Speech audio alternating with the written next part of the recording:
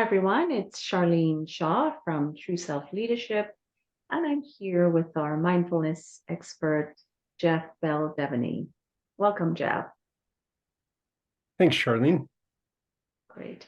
Jeff, today I have a question to explore with you, and it's one that's close to my heart, and it's like how does being more emotionally aware support supports one with relationships, whether it's an intimate relationship, a parent, employee, employer relationship.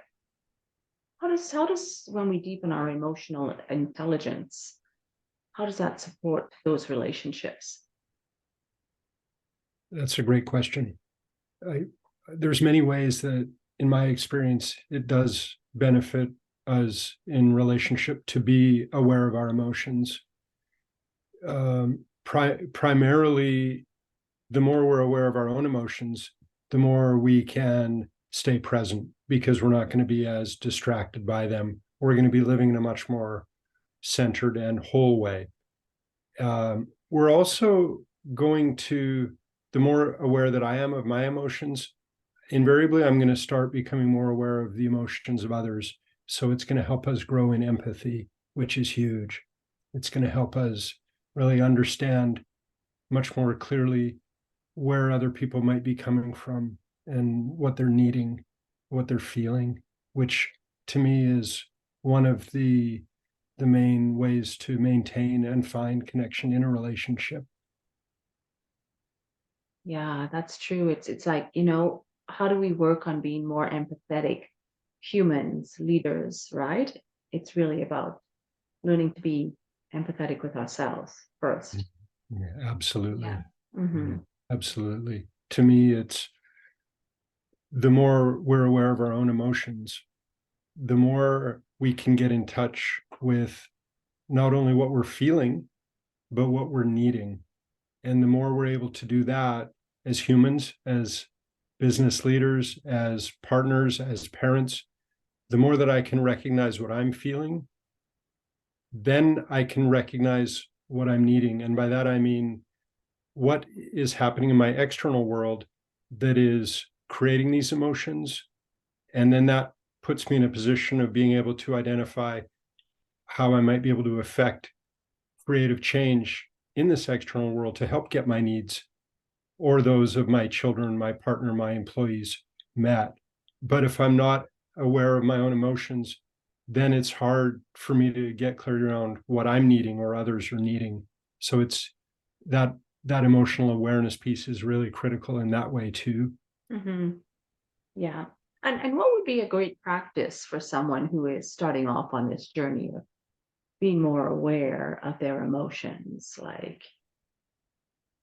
what would be, what would you suggest?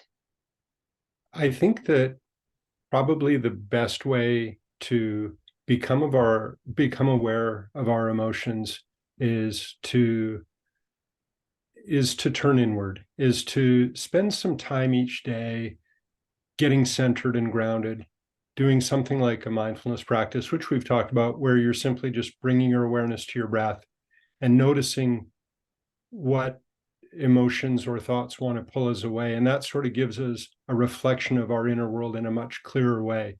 But specifically, once we've started doing that, see, if we're not aware of our inner world, then it's hard for us to become aware of our emotions clearly. And for many of us, it's inherent as humans, we want to do things that are going to leave us feeling good. And so we tend to run, whether the decisions we make in business or at home, they're about wanting things to go in directions that are going to leave us feeling good ultimately.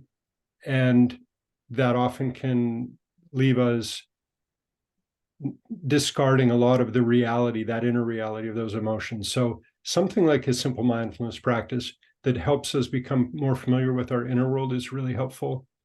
Um, and so is doing practices where we can just learn to give voice and vocabulary to the different emotions. And these are things that typically in our society, we're not taught at home or in school. We're not taught about emotions. That's why this field of emotional awareness and intelligence is starting to come to the forefront now, because to me, it is something that's really necessary for us as humans. We're very good at mentally doing things to improve ourselves, or physically, but this emotional piece is something that it's huge, and it's in many ways the foundation of a healthy and effective relationship with ourselves and with others. So being able to identify our emotions through something like a mindfulness practice, and then becoming more versed in identifying and labeling those emotions: happiness, sadness, regret, fear, and just giving that objective identification to them. It's going to help us maneuver in a much more objective way within us, where those emotions are arising. We can identify them and we can stay connected to them and the present moment and whatever that's needing of us in each moment. And which in turn, knowing what's going on in here and staying present here helps us be present with others in our world.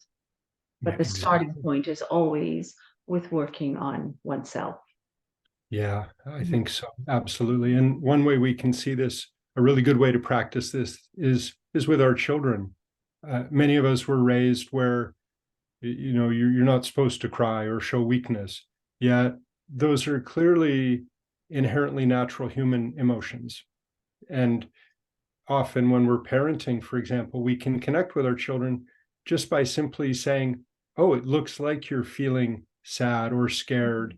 And doing that lends a validity to that person's experience, and it helps them much more quickly not only integrate and validate whatever they're actually feeling, but move out of it into a place of greater presence and flow. And that also helps us improve our connection with those in our lives, because the more we can accept our own emotions, then the more we're able to accept them in others. And again, these are inherently natural human experiences. So the more we're able to validate that for ourselves and others, the healthier that relationship with ourselves and with others is going to be. Yeah, wonderful. Thank you so much, Jeff. Yeah, Very enlightening.